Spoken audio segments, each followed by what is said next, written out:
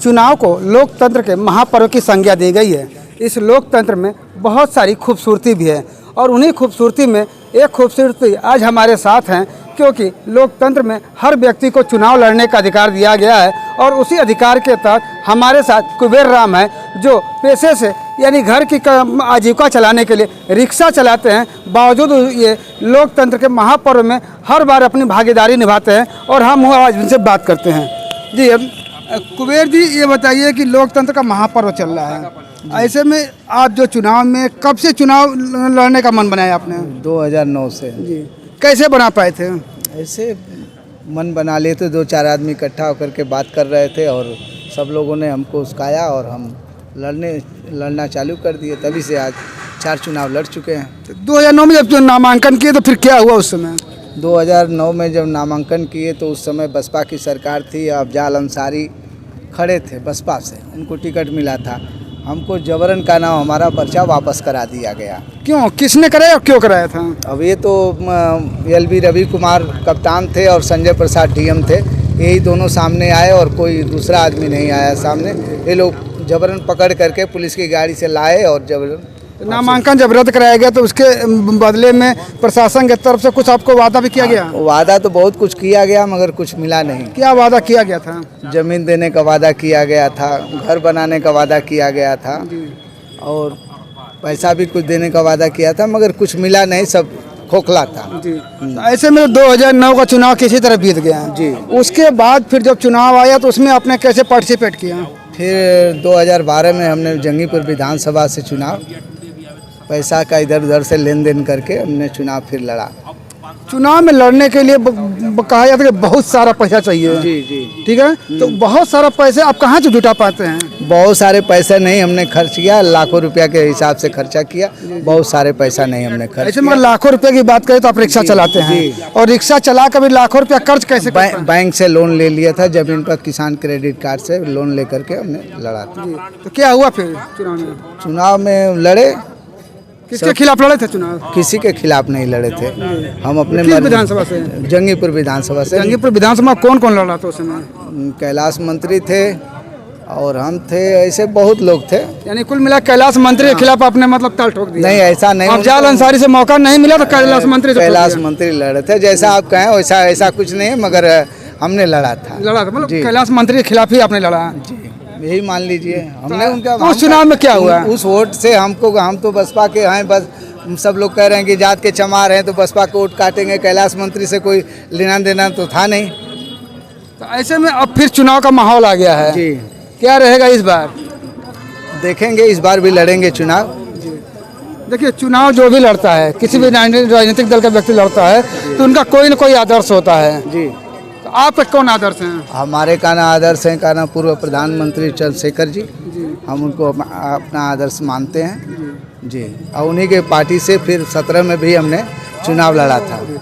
अगर हम लोकतंत्र की बात करें तो लोग इसी लोकतंत्र में यानी भारत राज्य में, देश में जो है महात्मा गांधी भी हुआ करते थे। आज उनकी पुण्यतिथि है, जानते हैं उनके बारे में?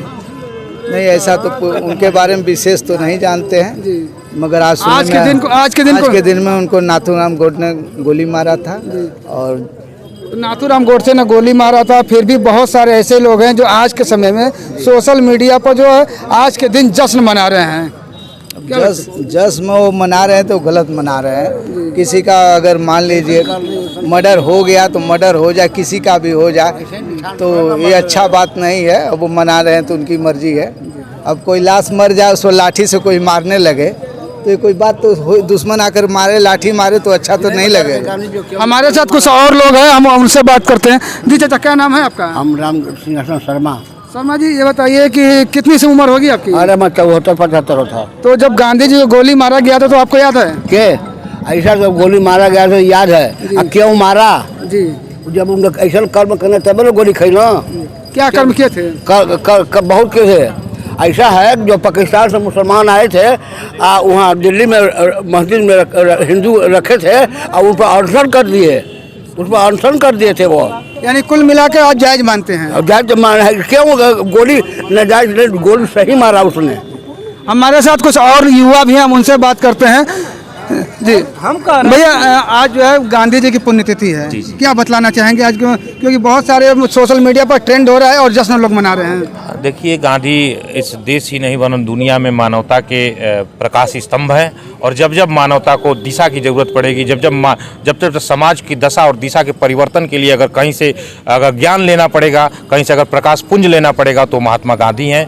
और 20वीं शताब्दी के महान पुरुष और 21वीं शताब्दी का आइकान आप कह सकते हैं, इस पूरी मानवता का आदर्श जो है वो महात्मा गांधी है। और कहने के लिए कोई किसी को भी गाली दे सकता है, लेकिन इस पूरी दुनिया ने 20वीं शताब्दी में भी गांधी को माना, क्योंकि गांधी के मरने के बाद पूरी दुनिया में सिर्फ सोवियत संघ को छोड़ करके, जहां कम्युनिस्ट पार्टी की स्टालिन की सरकार थी, लगभग इस दुनिया के 180 देशों ने अपने राष्ट्रध्वज झुकाए थे और राष्ट्रीय शोक घोषित किया था। जबकि गांधी किसी राष्ट्राध्यक्ष, किसी राष्ट्र के किसी बड़े दायित्व में नहीं थे, किसी अंतर्राष्ट्रीय संगठनों के किसी दायित्व में नहीं थे। तो गांधी 20वीं शताब्दी में भी सत्य, अहिंसा, न्याय और सद्भाव के सबसे बड़े आइकान थे। और 21वीं शताब्दी में भी सत्य, अहिंसा, सद्भाव और शांति के सबसे बड़े दूत बन करके इस पूरी दुनिया की मानवता को हमेशा प्रकाश देते रहेंगे, ज्ञान देते रहेंगे। बस मैं ऐसे में जो 30 जनवरी को जो उनकी हत्या की गई, क्या लगता है क्या कारण रहा होगा उस वक्त?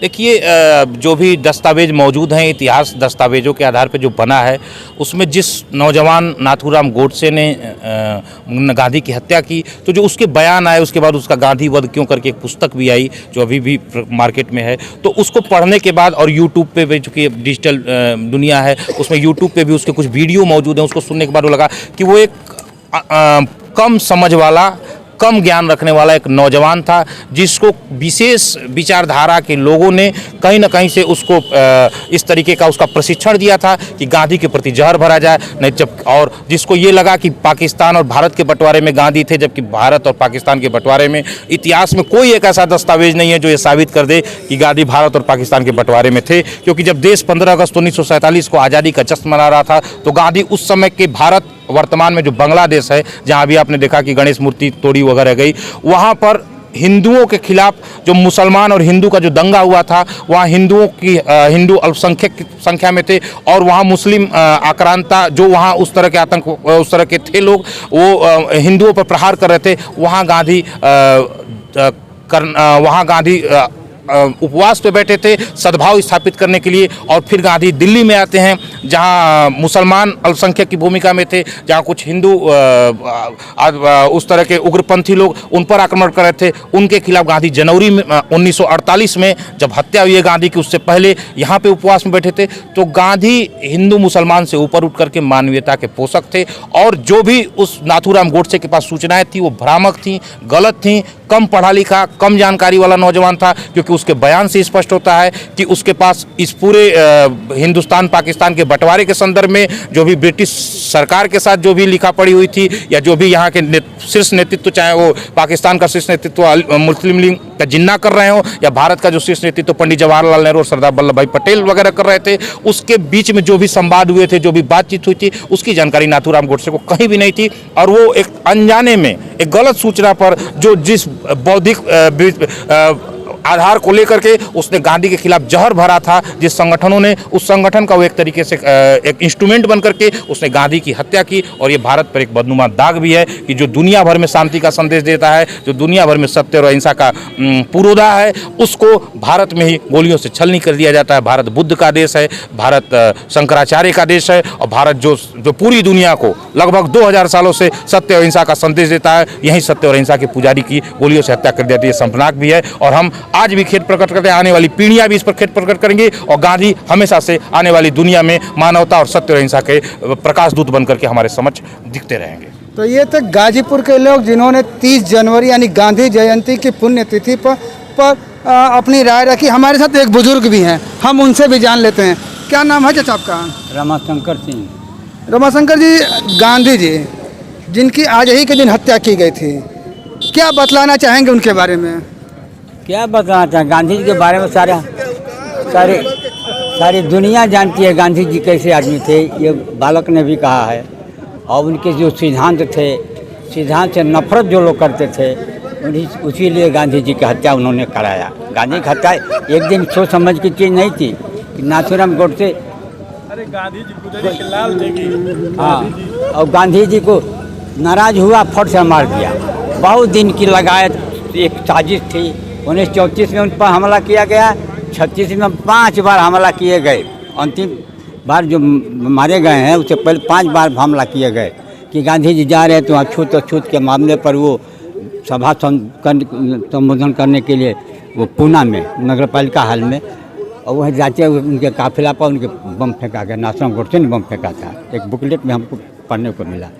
तो वही बात है, सांप्रदायिकता के कारण हिंदू मुस्लिम में सांप्रदायिकता बनी रहे, भेदभाव बना रहे, ऊंच नीच का भेदभाव बना रहे ऐसे लोग जो पुरातनपंथी देखें उसी प्रवृत्ति के लोग हैं। वो चाहते थे गांधी जी ऐसा कर देगा कि सबको समानता का भाव उत्पन्न कर देगा तो बड़ा गड़बड़ होगा, जो भेदभाव समाज में ख़त्म हो जाए। ऐसे मानसिकता के लोगों ने। तो ये थे गाजीपुर के लोग जिन्होंने गांधी जयंती पर अपनी राय रखी और बताया कि जो नाथूराम गोडसे ने उनकी हत्या की थी 30 जनवरी को किया था, आखिर किन कारणों से किया था, किससे प्रेरित होकर किया था। इन लोगों ने जो भी अब तक पढ़ा है, समझा है, उसको लेकर बताया है। ऐसे ही जानकारियों को लेकर हम आगे भी आपके साथ शेयर करते रहेंगे। गाजीपुर से अनिल कुमार की रिपोर्ट।